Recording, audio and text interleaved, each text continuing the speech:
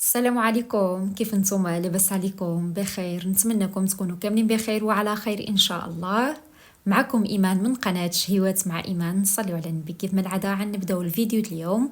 اللهم صل وسلم وبارك على سيدنا وحبيبنا محمد وعلى اله واصحابه اجمعين. الاقتراح اللي غادي نتقاسم معكم اليوم غادي تكون هذه الكيكه او التغطوليطه اللي غادي نحضرها بواحد الطريقه غادي تعجبكم اكيد ان شاء الله. كتجي راقيه جدا في الحطه ديالها، معلكه وكتذوب ذوبان في الفم.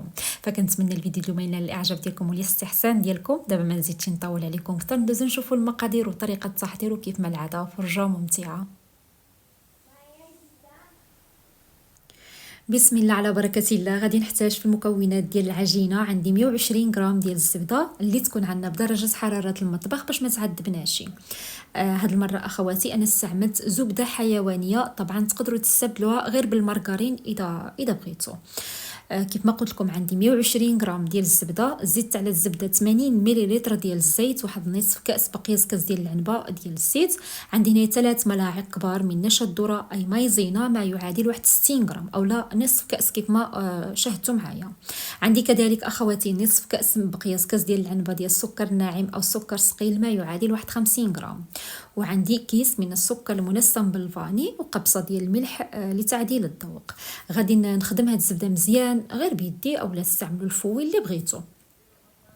غير هو الزبده كيف ما قلت لكم خرجوها من الثلاجه واحد الساعه قبل. دابا الجو بارد فخرجوها واحد الساعه قبل من الثلاجه حتى تطلق راسها شويه، عاد خدموا بها باش ما تعذبكمش. بالخصوص الزبده الحيوانيه كتكون شويه قاصحه، ماشي بحال المارغرين كتكون يعني رطيبه.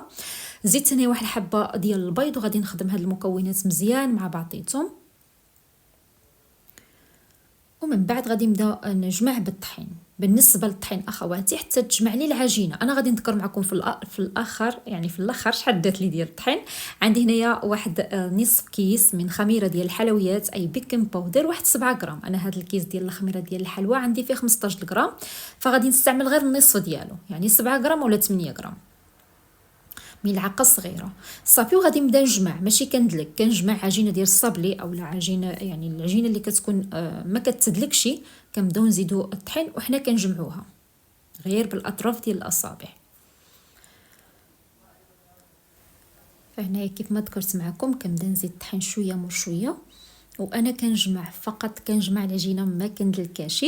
بالنسبه لهاد العجين اخواتي اذا تبقات لكم مثلا شويه ديال العجينه كنحتفظوا بها في المجمد، ما كيوقع لها حتى شي حاجه. يعني تقدروا تحضروها تحتفظوا بها في المجمد نهار اللي كتبغيوها، كتخرجوها من المجمد كتخليوها تطلق راسها وكتحضروا منها تغطوليطاس اولا اللي بغيتو. صافي دائما العجينه كنجربوها باليد اللي كيكون عندنا نقي بحال هيدا. صافي يعني كنقدروا نشكلوها عجينه اللي معروفه، نقدروا نشكلوها ما كتلتصقناش في يدنا وما كتكونش كتفرتت. ما يعني ما تزيدولهاش الطحين اكثر من القياس. انا خدت معايا بالضبط اخواتي 400 غرام ديال الدقيق. هنايا خليت العجينه لويتها في بلاستيك غذائي وعملتها في الثلاجه على ما نحضر الحشوه. بالنسبه للحشوه ديال هاد التغطوليطه او ديال هاد الكيكه غادي نحتاج فيها الجوج حبات ديال التفاح. تقدروا طبعا تزيدوا الكميه ديال التفاح اذا بغيتوا الحشوه تجيكم غليظه على ديالي، يعني كثيره اكثر من ديالي، فزيدوا الكميه ديال التفاح. انا الحبات ديال التفاح عندي متوسطين، حيدت لهم القشره ديالهم وكنبشرهم اولا كنحكهم بحال هاد الطريقه هذه. غادي ناخذ هاد الجوج ديال الحبات ديال التفاح غادي نعملهم في هاد المقله، وغادي نزيد عليهم واحد 120 غرام ديال السكر باش غادي نعسل هاد التفاح هذا. فهاد الحشوه اخواتي ديال التفاح كتجي معلكه، وديك التفاح ما كيجيش يبين تماما، عكس كتجي معلكه ولذيذه بزاف. غادي نحرك كلشي مع بعضيتو، وغادي ناخذ المقله ديالي على نار اللي هي متوسطه. هنايا حتى الاخير عاد غادي نزيد له شويه ديال القرفه، ضروري القرفه كتسوات اخواتي مع التفاح. اذا ما بغيتوش تضيفوا القرفه ما كتعجبكمش استبدلوها بسكر منسم بالفاني. صافي هنايا خليت التفاح ديالي مع ديك السكر على نار اللي هي متوسطه، مره كنت كنحركو وكنمعس ديك التفاح باش ما يبقاش يبين تماما، ما يجيش يبين، يعني تجي بحال شي كريمه حتى كيتعلق مزيان وكيطيب. هنايا اخر شيء زدت واحد الكيس ديال السكر المنسم بالفاني، وغادي نزيد القرفه، واحد نص ملعقه صغيره ديال القرفه. بالنسبه للقرفه كتبقى على حسب نتوما واش كتبغيوها مجهده بزاف اولا غير شويه. فهنايا خليته تعسل مزيان كيف ما كتشاهدوا معايا. غادي نزيد له اخواتي واحد شويه ديال الكركاع، اي الجوز اللي كيبقى اختياري. وصراحه كيتوات اذا توفرتوا عليه واخا غير شويه، واحد 3 ديال الحبات 4 ديال الحبات قطعتهم بالموس. تقدروا تستبدلوه طبعا باللوز اللي تحمروه شويه وتقطعوه حتى هو غير بالموس باش يبقاو القطع ديالو باينين. اي مكسرات بغيتو. انا عملت شويه ديال الكركاع وكنقول لكم اختيار، يعني ما كانش استغناو عليه، اكتفيو غير بداك التفاح معسل. صافي طفيت على النار ورجعتني العجينه ديالي اللي كنت عملتها في الثلاجه. غادي ناخذ واحد الورق ديال الفرن وغادي نسرح عليه هاد العجينه تجيني سهله. اذا ما توفرتوش على ورق ديال هاد الورق ديال الزبده ولا ورق ديال الفرن، غادي تحملوا بلاستيك غذائي تسرحوا العجينه ديالكم فيها. ويستحسن اخواتي ورق ديال الفرن، لان هذا تارتوليتا اولا هاد الكيكه غادي نشكلوها يعني مباشره في هاد الورق ديال الفرن. ها نتوما غادي تشاهدوا معايا، غادي تجينا يعني ساهله اننا نشكلوها في وسطو ونهزوها ونعملوها في الطاوه او الصينيه ديال الفران اللي غادي نطيبوا فيها. هنايا عملت ورق ديال الفرن اخر على الوجه ديالها، ماشي شرط تقدروا تعملوا غير بلاستيك غذائي وتسرحوا العجينه ديالكم. هيدا كتجي يعني كتسهل عليكم. غادي نبدا نسرحها ومن بعد غادي نعوض الوجه ديالها مزيان بهذا المطلق.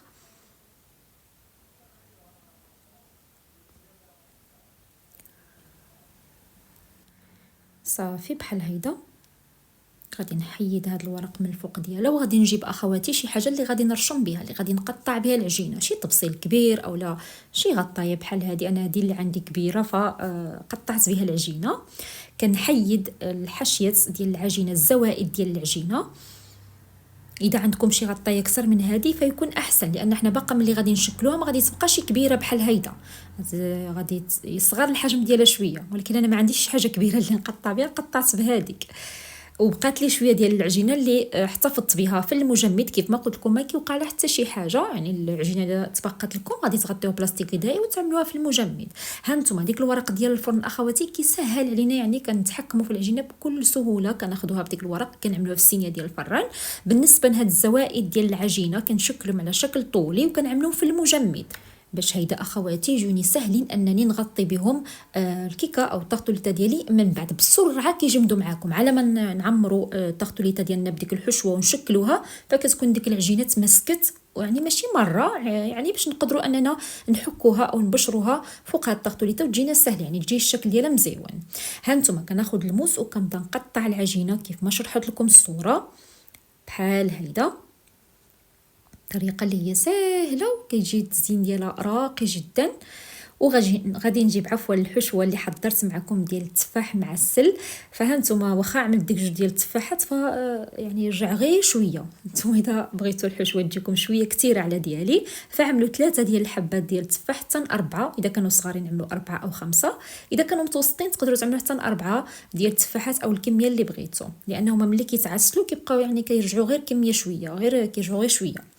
صافي غادي نسرحهم في الوسط ديال هذا العجينه بحال هيدا.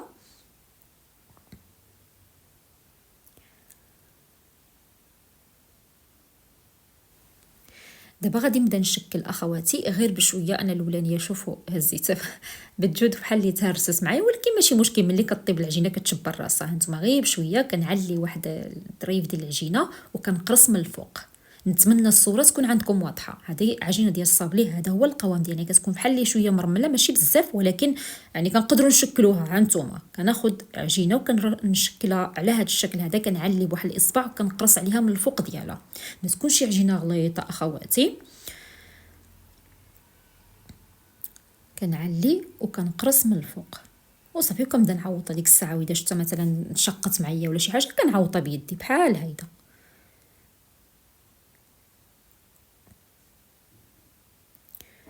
صافي غادي نستمر حتى نسالي الدائره كامله ديال العجينه.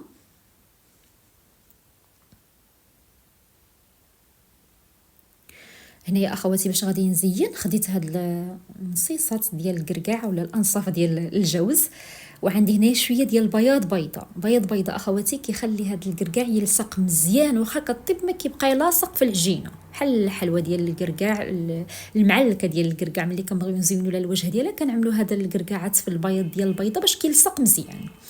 فتماك عندي بياض بيضه كنوضع فيها هذا النصف ديال الجوز اولا ديال الكركاع، وكنبدا نزين التارتوليتا اولا هاد الكيكه ديالي بهذه الطريقه اللي كتشاهدوا معايا.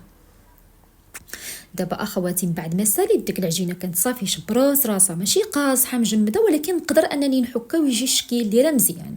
وكنبدا دابا نغطي الوجه ديال التارتوليطه كامل بديك العجينه، ما غادي نكثرش طبعا بزاف، غير نشوف الحشوه تغطات لي بهاد العجينه صافي. عاد تبقى لي شويه ديال العجينه كيف ما قلت لكم غادي نحتفظ بها في المجمد. الطريقه ديال الطياب اخواتي، انا شعلت من الفران يسخن على درجه حراره 180 درجه. النار غادي تكون في الاول غير من الاسفل، غادي نخليها طيب من الاسفل واحد 7 ديال الدقائق. من بعد غادي الفران يكون عندنا سخون. في الاول اخواتي كنشعلو من الفوق ومن تحت يسخن، من بعد كندخلها الوسط ديال الفرن، كنطفي النار من الاعلى وكنخليه غير من تحت طيب على درجه حراره 180 درجه 7 ديال الدقائق. من بعد كنشعل النار حتى من الاعلى وكنخليها تكمل طيب حتى كتحمر، يعني حتى كتبان لكم بانها تحمرت بحال هذا الشكل هذا. صافي ملي كنخرجها كنخليها تدفى تبرد. بغيتو تزينوها بهاد الرشه ديال السكر الثقيل كيبقى لكم الاختيار، واحد الرشه خفيفه ديال السكر ناعم اولا سكر كلاصي. غير هي اخواتي ما تقيسوهاش وهي سخونه، يعني كتكون مرمله تقدر تهرس معكم، خليوها حتى تدفى. عاد غادي تاخذوها من بعد تعملوها في الطبق ديال التقديم. انا هنا صافي كانت بردت تماما، لان اصلا السكر الثقيل الا رشيتو على الوجه ديالها وهي سخونه غادي يذوب. حتى كتبرد حتى بردت عاد زينتها بديك الرشه خفيفه ديال السكر كلاصي. وغادي ناخذها بحال هيدا بديك الورق ديال الفرن.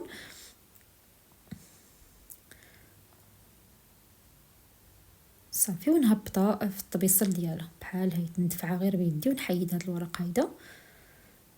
وهاد العجينه كتجي مرمله، خليوها تبرد وكتبقى مرمله، يعني ماشي كتهرس معكم ولكن كتجي مرمله ما تشبعوش منها، كتذوب في الفم. وديك التعليكه ديال التفاح، ديك التعسيله ديال التفاح رائعه جدا اخواتي. نتمنىكم تجربوها حقا، شي حاجه اللي غادي تعجبكم تحضروها للوليدات ديالكم، الحباب ديالكم، الضيوف ديالكم، تحطوها وتحمر لكم وجهكم. هنا ضروري ما غادي نقطع معكم باش تشاهدوا معايا كيفاش كتجي من الداخل. شاهدوا معايا العجينه اخواتي كتجي مرمله.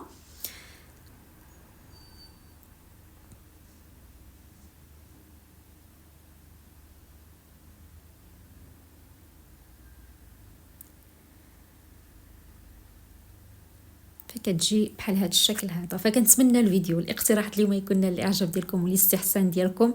اذا عجبكم الفيديو اليوم اخواتي ما تنسونيش كيف ما العاده باللايكات ديالكم، التعاليق الجميلات، بارطاجيو الفيديو مع الاحباب والاصدقاء ديالكم. اللي باقا ما انضمش للقناه كنقول لكم مرحبا بكم، الف مرحبا، غادي تنوروني اكيد. احبكم في الله، والى الفيديو القادم ان شاء الله. تهلاو لي فراسكم بزاف وبسلامه.